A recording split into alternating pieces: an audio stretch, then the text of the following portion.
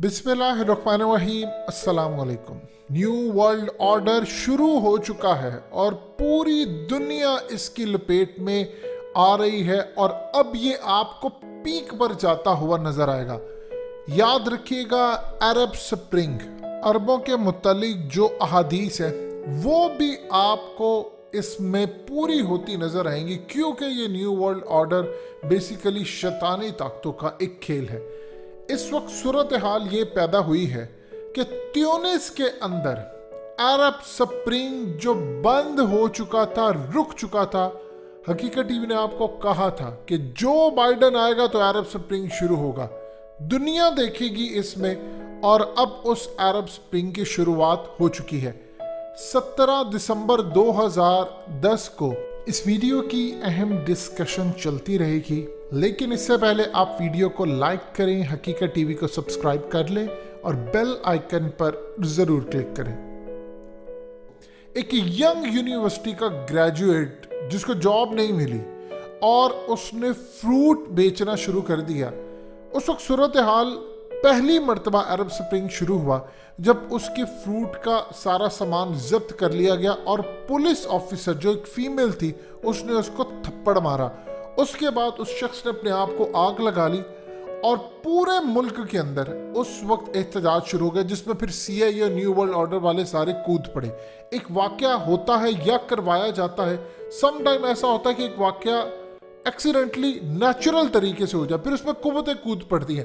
कभी कभार होता है कि एक वाकया जानबूझकर करवाया जाता है। तो इस पूरे खेल के अंदर पूरे मुल्क में एहतजाज शुरू हो गया। वो शख्स 4 जनवरी 2011 को फौत हो गया और इसके बाद पूरे नॉर्थ अफ्रीकन कंट्री ट्यूनिस के अंदर एहतजाज शुरू हो गए और इतने एहतजाज हुआ, इतना ज़्यादा एहतजाज हुआ कि उस वक्त के जो डिक्टेटर थे ज़ैनुल आबिदीन, वो बेसिकली भाग गए सऊदी अरब और फिर 23 साल उनके इक़्तिदार का खात्मा और उसके बाद 2019 में उनका इंतकाल हो गया। लेकिन उसके बाद ये अरब वर्ल्ड के अंदर जंगल की आग जिस तरह फैलती है उस तरह ये फैल गया।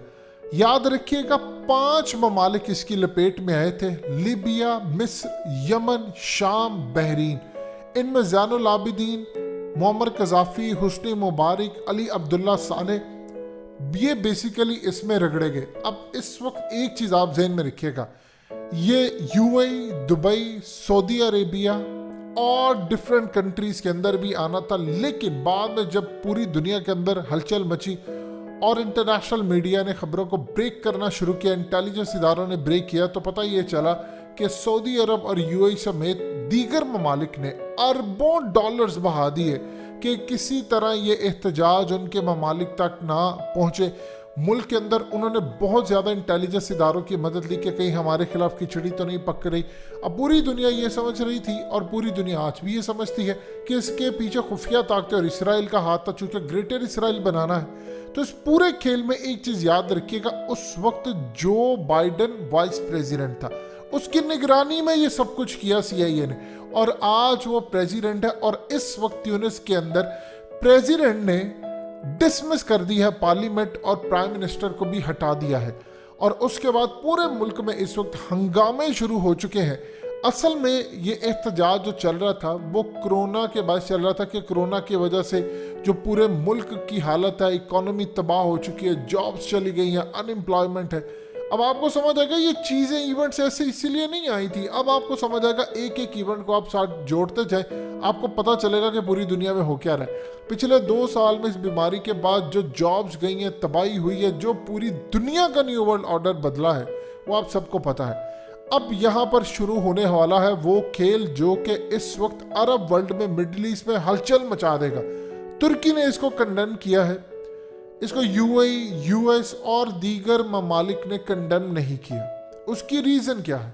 उसकी रीज़न ये है कि अब सब समझते हैं कि बहुत सारे ऐसे अरब ममालिक हैं जिनका इसराइल के साथ ताल्लुक है, वो समझते हैं हमारे मुल्क में ये नहीं आएगा।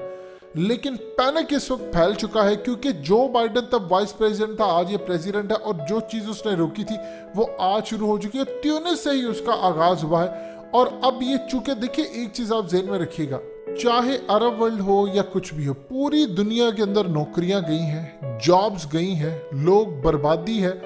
आज भी लोग एहतजाज करें। अब गौर करते जाए, यूरोप की सड़कें भरी हैं, फ्रांस, यूके, यूरोप के दीगर ममालिक, ब्राजील, अर्जेंटीना, हर जगह पर लोग इस वक्त सड़कों पर हैं और शुरुआत यहाँ से हुई है। और लोग असल में ये देख रहे हैं कि पुराने हुक्मरान चाहे। अब जो न्यू वर्ल्ड ऑर्डर और जो अरब स्प्रिंग लाने वाले हैं, उनका एजेंडा ये है कि ख़ास तौर पर जिन ममालिक में बादशाहत है, चाहे वो कोई मुल्क हो, मुस्लिम हो, गैर मुस्लिम हो, उनमें सबसे पहले जमहूरियत इंस्टॉल कीजिए।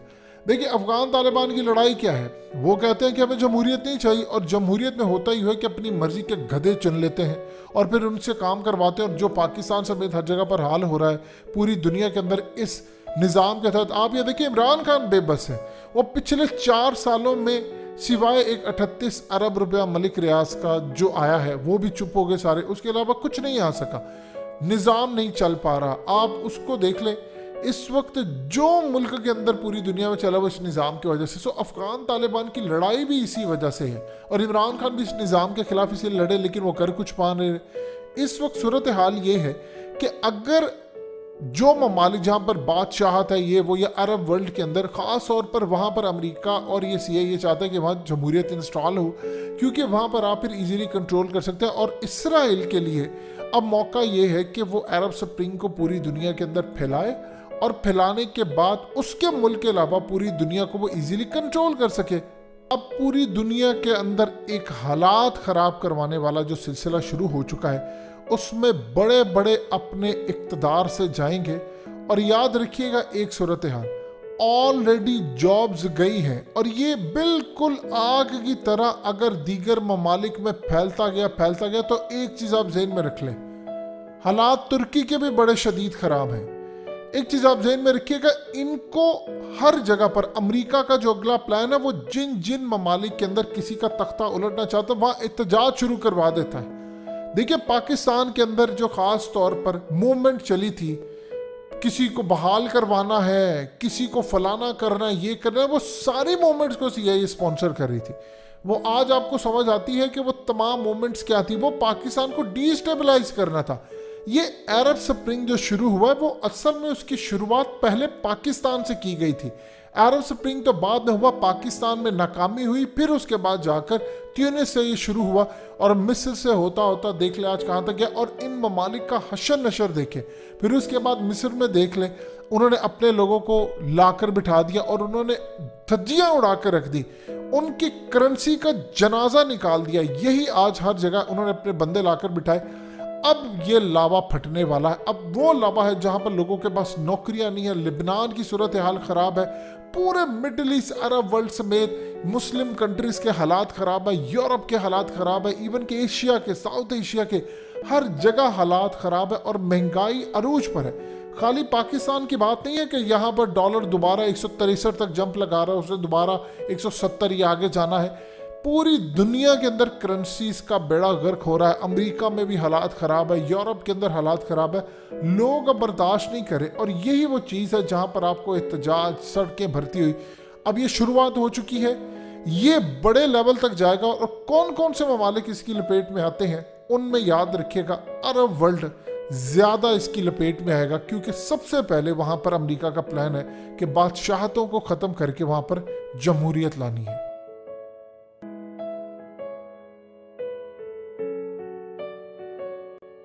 हकीकत टीवी को सब्सक्राइब करना मत भूलें, वीडियो को लाइक करें, शेयर करें, और कमेंट सेक्शन में अपनी राय का इजहार ज़रूर करें।